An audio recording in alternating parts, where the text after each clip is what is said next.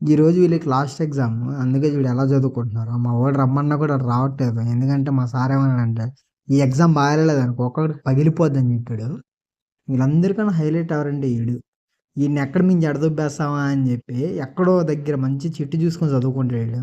వీళ్ళందరూ చదివేటప్పటికి అక్కడ exam bell కూడా కొట్టారు. ఇంక అందరూ ఐడెంటిటీ కార్డు వేసుకొని రెడీ అవుతున్నారు. ఎగ్జామ్ హాల్ నుంచి బయటికి రాగానే ఫస్ట్ ఈయన్ని అడిగా, "ఎరా ఎలా రాసావంటే?"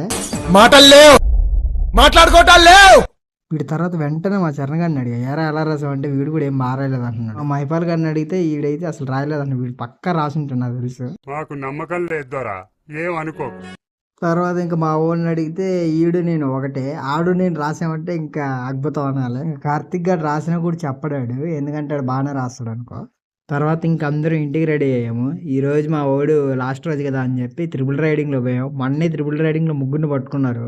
1500 కూడా వేసాడు. తర్వాత ఇంకా మా శుభం గాడికి బాయ్ చెప్పేసి మా వచ్చే నెల కలుద్దాం అని చెప్పాం ఇంకా.